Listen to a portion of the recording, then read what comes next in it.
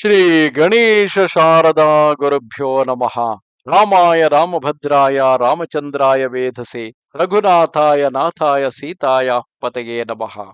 Welcome to all for this session on Ramayana to chapter 44 of Aranya Kanda. In the previous chapter, we saw at the insistence of Ravana, Maricha finally took to the shape of a golden deer with silver spots studded with jewels.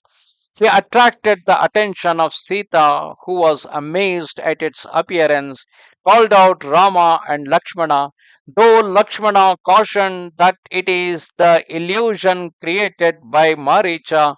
Yet Rama decided to satisfy the desire and interest of Sita and ran behind that, saying to Lakshmana to take guard of Sita.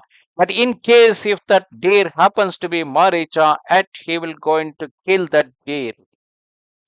Having issued this command to his brother, that invincible warrior, the delight of the house of Raghu, endowed with great prowess, girded on his sword in its golden scabbard, and taking up his triply curved bow, his personal insignia, and two quivers filled with arrows, he set forth with long strides, beholding that Indra among men, the king of the beasts, in fear disappeared only to reappear once more.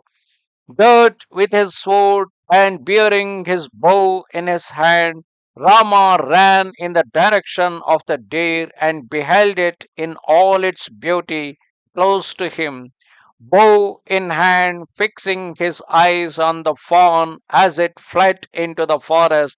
He saw it sometimes taking a single bound, and then, in order to lure him on, allowing him to draw closer, timid and fearful, it would leap into the air, at times becoming visible and then disappearing in the depths of the thickets.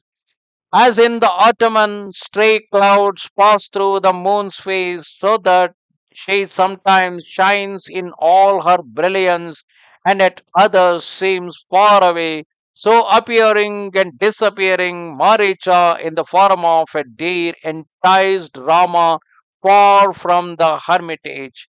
Prakushtha found himself, despite his exertion, thus beguiled, and the fawn, feigning fatigue, could crouch in the grass, or the better to deceive him, join a herd of deer. But when Rama approached, it would take to flight once more, concealing itself only to reappear in the distance. Sometimes in fear it would make itself invisible, then with Rama in desperate pursuit it would appear in a far off thicket.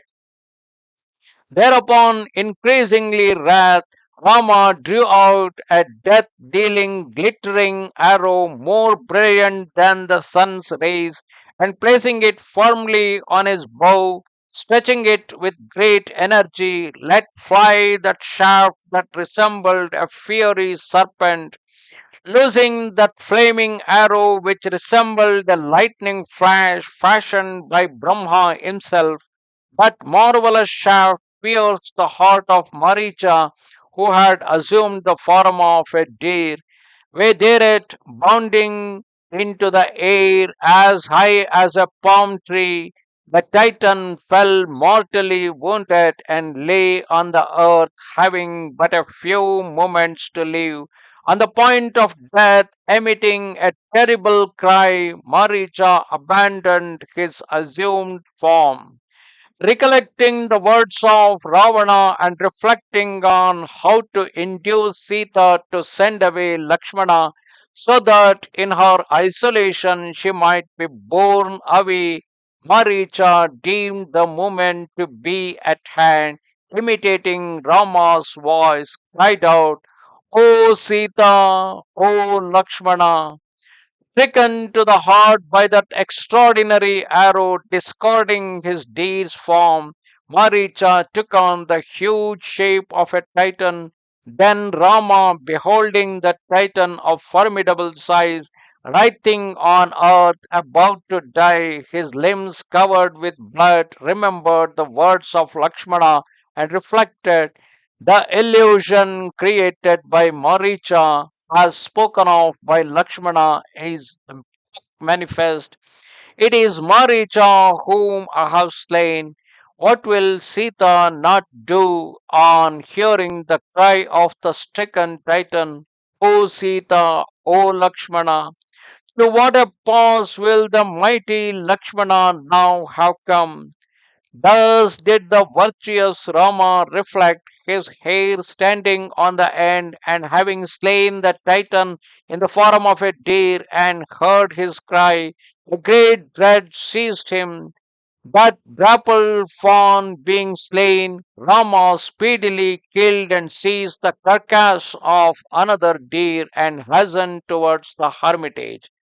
Thus ended chapter 44 of Aranya Kanda in Ramayana, where at last finally Rama got cheated by Maricha after giving him a long run in the forest, taking him far away from the hermitage, and then finally got a death blow in his hand through his arrow, and while before dying, he shouted, O Sita, O Lakshmana, and that had sent tremors to the heart of Sita and Lakshmana, who were back in the hermitage.